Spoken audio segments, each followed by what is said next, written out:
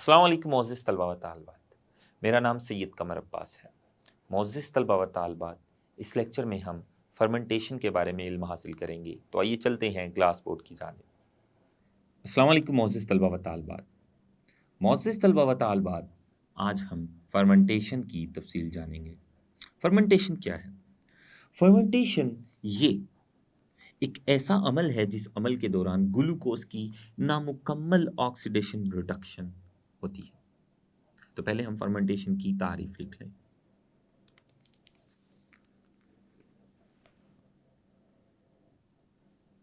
एक ऐसा अमल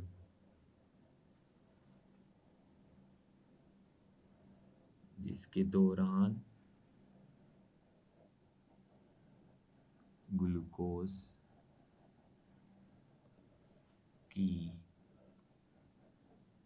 नामुकम्मल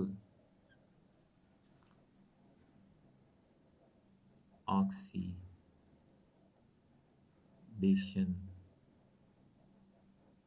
रिडक्शन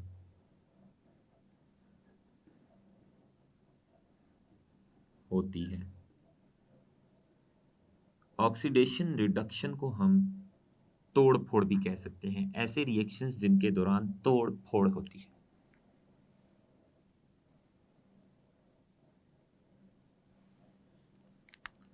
तो फर्मेंटेशन एक ऐसा अमल है जिस अमल में जो ग्लूकोज है, ग्लूकोज के मॉलिक्यूल की नामुकम्मल तोड़ फोड़ होगी, नामुकम्मल ऑक्सीडेशन रिडक्शन होगी। ये अमल फर्मेंटेशन का अमल कहलाता है।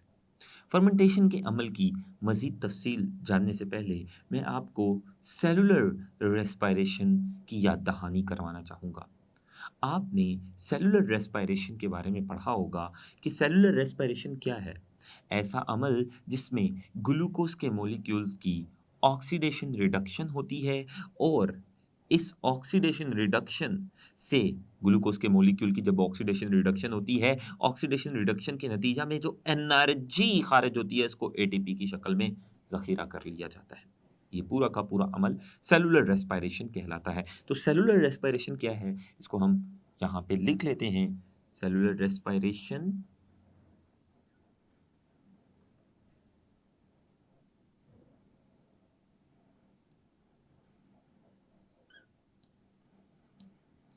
ये क्या है? ये ऐसा अमल है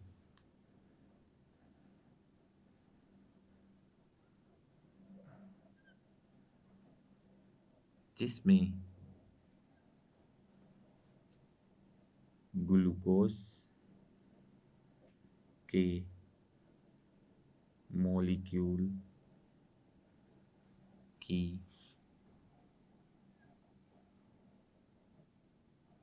ऑक्सीडेशन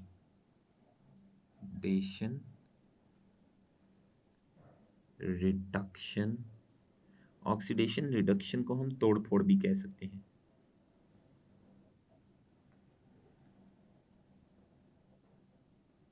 क्योंकि इन रिएक्शंस के दौरान मॉलिक्यूल्स जमातों की तोड़ फोड़ होती है।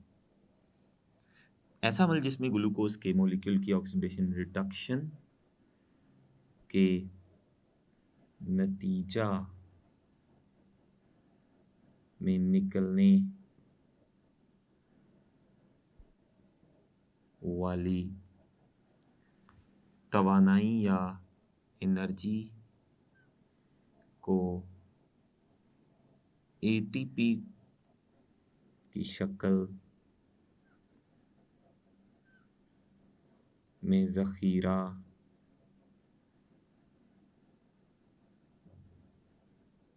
कर लिया जाता है। ये पूरा का पूरा अमल जिसमें ग्लूकोज का एक 6 कार्बन वाला मॉलिक्यूल ऑक्सीडेशन रिडक्शन के ज़रिए टूटता है और टूटने के बाद उससे जो एनर्जी खारिज होती है उसको एटीपी की शक्ल में ज़ख़ीरा कर लिया जाता है। ये पूरा अमल सेलुलर रेस्पायरेशन कहलाता है। उसी सेलुलर रेस्पायरेशन की एक किस्म फर्मेंटेशन है।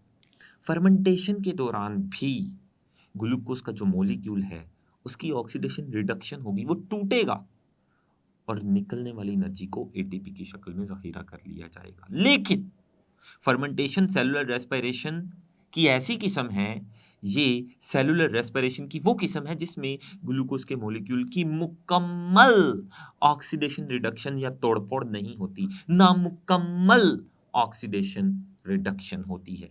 यानी मुकम्मल तौर पे ग्लूकोज मॉलिक्यूल नहीं टूटता फर्मेंटेशन के दौरान, बल्कि नामुकम्मल तौर पे उसकी ऑक्सीडेशन रिडक्शन या तोड़फोड़ होती है। और फर्मेंटेशन का ये जो अमल है, ये सदियों पुराना अमल है, ये कोई नया अमल नहीं है, ये सदियों पुराना इल्म है। और इंसानों को भी फर्मेंटेशन का जो इल्म है ये सदियों से है। इंसान भी फर्मेंटेशन के बारे में सदियों से जानते हैं और ये सदियों पुराना इल्म है, ये कोई नया इल्म नहीं है। लेकिन इंसान इसको सदियों से जानते तो हैं, लेकिन उन्हें ये लगता था कि ये एक कीमियाई अमल है जिसके दौरान एक केमिकल दूसरे केमिकल में तब्दील हो जाता है, एक केमिकल टूटकर दूसरा केमिकल बना देता है। वो इसके बारे में मुकम्मल तौर पे ठीक से नहीं जानते थे। 1857 में लाइस पास्चर ने दूसरे साइंसदानों को कायल किया कि जो फर्मेंटेशन का अमल है ये माइक्रो ऑर्गेनिजम्स में होने वाली सरगर्मियों का एक नतीजा है, और ये फर्मेंटेशन का अमल हमेशा माइक्रो ऑर्गेनिजम्स की मौजूदगी में होता है। तो मैं कह सकता हूं कि फर्मेंटेशन से क्या मुराद है? फर्मेंटेशन से मुराद ग्लूकोज मॉलिक्यूल का माइक्रो ऑर्गेनिज्म की मौजूदगी में नामुकम्मल तौर पे टूटना, ग्लूकोज मॉलिक्यूल की माइक्रो ऑर्गेनिज्म की मौजूदगी में नामुकम्मल तौर पर ऑक्सीडेशन रिडक्शन होना, ये फर्मेंटेशन कहलाती है। लाइस पास्चर ने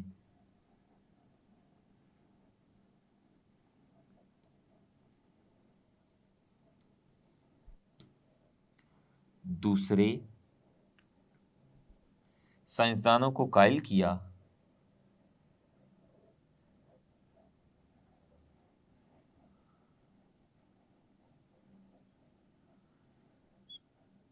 कि फर्मेंटेशन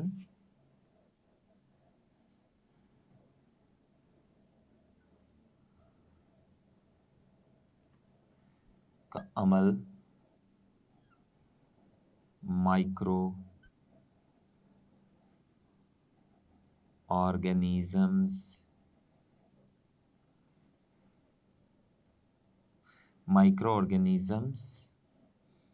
में होने वाली सरगर्मियों का ही नतीजा है। यानी फर्मेंटेशन का अमल माइक्रो ऑर्गेनिज्म के बगैर नहीं हो सकता, ये हमेशा माइक्रो ऑर्गेनिज्म की मौजूदगी में होता है। और इसने इसका ये सबूत दिया कि जहां भी फर्मेंटेशन हो रही होती है वहां पर लाजमन और ज़रूरी माइक्रो ऑर्गेनिजम्स नमू पा रहे होते हैं। जहां भी फर्मेंटेशन हो रही होगी वहां पे माइक्रो ऑर्गेनिजम्स ज़रूर नमू पा रहे होंगे, मौजूद होंगे। तो इससे नतीजा क्या निकला कि जो फर्मेंटेशन का अमल है जिसमें ग्लूकोज नामुकम्मल तौर पे उसकी ऑक्सीडेशन रिडक्शन होती है और उससे थोड़ी सी एनर्जी निकलती है, ज़्यादा एनर्जी नहीं निकलती फर्मेंटेशन के दौरान, ये अमल हमेशा माइक्रो ऑर्गेनिज्म की मौजूदगी में होता है। ये हम लिख लेते हैं, फर्मेंटेशन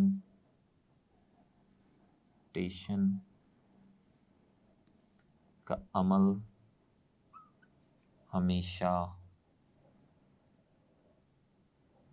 माइक्रो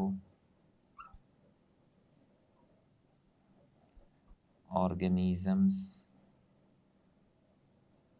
की मौजूदगी में ही होता है, क्योंकि जहां भी फर्मेंटेशन हो रही होगी वहां जरूरी व लाजमन आप माइक्रो ऑर्गेनिजम्स को नमू पाता देखेंगे। ये सबूत है इस बात का कि हमेशा जो फर्मेंटेशन है वो माइक्रो ऑर्गेनिज्म की मौजूदगी में होती है। हाँ, ये बात सच है कि जो फर्मेंटेशन है ये एक ही किस्म के माइक्रो ऑर्गेनिजम्स के जरिए नहीं होती, बल्कि मुख्तलिफ किस्म के जो माइक्रो ऑर्गेनिजम्स हैं वो फर्मेंटेशन के अमल के जिम्मेदार हैं, मौजूदगी में ही होती है। और ये भी बात रखिएगा, मुख्तलिफ किस्म के जो जानदार हैं वो फर्मेंटेशन करवाने में अपना किरदार अदा करते हैं। तो आइए हम देखते हैं कि जो फर्मेंटेशन है इस अमल के दौरान होता क्या है। फर्मेंटेशन के अमल के दो बड़े मरहले हैं। फर्मेंटेशन के अमल के दौरान जैसा कि हमने पढ़ा कि जो ग्लूकोज है वो नामुकम्मल तौर पे टूटता है, मुकम्मल तौर पे नहीं टूटता। तो पहला मरहला क्या है? फर्मेंटेशन का पहला मरहला है ग्लूकोज का टूट जाना। ग्लूकोज का दरमियान से टूटकर दो नए मॉलिक्यूल्स बना देना, जिन्हें पायरुविक एसिड कहते हैं। ये फर्मेंटेशन का पहला मरहला है। तो फर्मेंटेशन का जो पहला मरहला है ये क्या होता है, पहले हम यहाँ डायग्राम के जरिए उसकी वजाहत करते हैं। तो फर्मेंटेशन के पहले मरहले के दौरान क्या होगा, वो जो ग्लूकोज होता है 6 कार्बन वाला ग्लूकोज, ये मैं जो दायरे बना रहा हूं इन दायरों से मुराद कार्बन के एटम्स हैं। तो ग्लूकोज में 6 कार्बन होते हैं, जैसा कि आप देख सकते हैं, जो कि मैंने 6 दायरों से जाहिर किए हैं। तो पहले मरहले में क्या होगा, फर्मेंटेशन के पहले मरहले में ग्लूकोज का मॉलिक्यूल दरमियान से टूटेगा, और ग्लूकोज का मॉलिक्यूल जब दरमियान से टूटेगा तो उससे 3-3 कार्बन वाले 2 मॉलिक्यूल बनेंगे। ये जो 3-3 कार्बन वाले 2 मॉलिक्यूल बने हैं इन्हें कहते हैं पायरुविक एसिड्स। तो ये पहला मरहला है फर्मेंटेशन का, पायरुविक एसिड। पहले मरहले में माइक्रो ऑर्गेनिजम्स अपना ज़्यादा किरदार अदा नहीं करते। असल जो किरदार है माइक्रो ऑर्गेनिज्म का वो फर्मेंटेशन के दूसरे मरहले में है। दूसरे मरहले में क्या होगा, ये जो पहले मरहले के दौरान पायरुविक एसिड बना है, ये पायरुविक एसिड दूसरे मरहले के दौरान किसी और किस्म के केमिकल में तब्दील हो जाएगा। इस पायरुविक एसिड से दूसरे मरहले के दौरान फर्मेंटेशन, ये फर्मेंटेशन का पहला मरहला था। और अब मैं आपको फर्मेंटेशन का दूसरा मरहला बता रहा हूं। पायरुविक एसिड से मुख्तलिफ किस्म की प्रोडक्ट बन सकती है दूसरे मरहले के दौरान फर्मेंटेशन के। पायरुविक एसिड से एक प्रोडक्ट जो मुमकिन बन सकती है वो है एथेनॉल। एथेनॉल, इसके अलावा जो एक और प्रोडक्ट बन सकती है वो है लैक्टिक एसिड।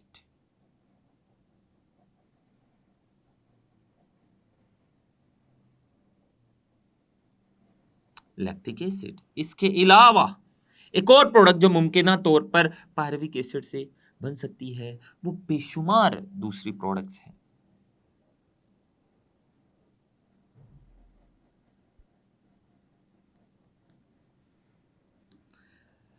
तो ये मुमकिन प्रोडक्ट्स हैं जो पायरुविक एसिड से दूसरे मरहले के दौरान बन सकती हैं।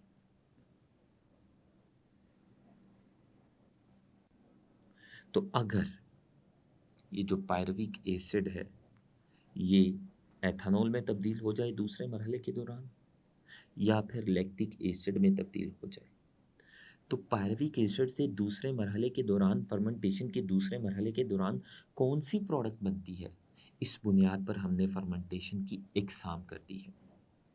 और ये कैसे पता चले कि पायरुविक एसिड से दूसरे मरहले के दौरान एथेनॉल बनेगा या लैक्टिक एसिड, इस बात का जो इन्हसार है वो उस माइक्रो ऑर्गेनिज्म पर होता है जो फर्मेंटेशन के अमल को चला रहा होता है। जैसा कि मैंने बताया था कि फर्मेंटेशन के अमल को मुख्तलिफ किस्म के माइक्रो ऑर्गेनिजम्स चला रहे होते हैं। वो माइक्रो ऑर्गेनिज्म जो फर्मेंटेशन के अमल को चला रहा है वो इस बात का फैसला करता है कि पायरुविक एसिड दूसरे मरहले के दौरान फर्मेंटेशन के पायरुविक एसिड से एथेनॉल बनेगा या लैक्टिक एसिड बनेगा। तो लैक्टिक एसिड या एथेनॉल का बनना, इनमें से कौन सी प्रोडक्ट बनेगी दूसरे मरहले के दौरान पायरुविक एसिड से फर्मेंटेशन के दूसरे मरहले के दौरान, इस बात का इन्हसार उस माइक्रो ऑर्गेनिज्म पर होता है जो फर्मेंटेशन के अमल को चला रहा होता है, जिसकी मौजूदगी में फर्मेंटेशन हो रही होती है। तो मुख्तलिफ किस्म के माइक्रो ऑर्गेनिजम्स की मौजूदगी में पायरुविक एसिड से दूसरे मरहले के दौरान मुख्तलिफ किस्म की प्रोडक्ट्स बनती हैं। और इन दो मुख्तलिफ किस्म की प्रोडक्ट्स बनने की वजह से फर्मेंटेशन के दूसरे मरहले के दौरान पायरुविक एसिड से ये दो जो मुख्तलिफ किस्म की प्रोडक्ट बनती है, लैक्टिक एसिड और एथेनॉल, इन दो मुख्तलिफ किस्म की प्रोडक्ट्स की वजह से फर्मेंटेशन की दो इकसाम हैं। उनमें से एक है अल्कोहलिक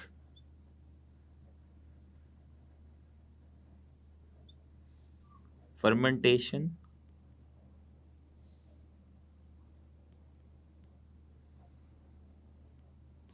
और दूसरी है लैक्टिक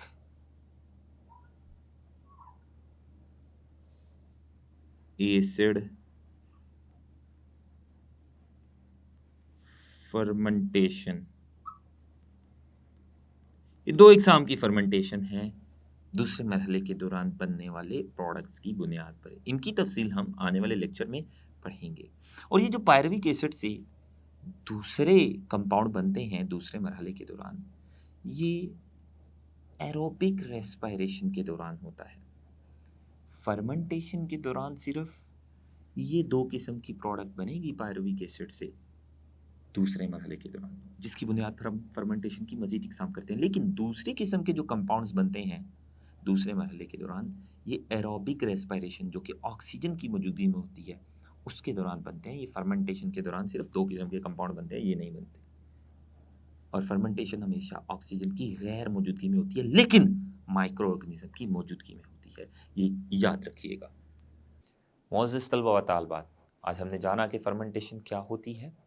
फर्मेंटेशन के मुख्तलिफ मरहलों के बारे में हमने तफसील से पढ़ा। आने वाले लेक्चर में फर्मेंटेशन की दो इकसाम के बारे में पढ़ेंगे। अल्लाह हाफिज़।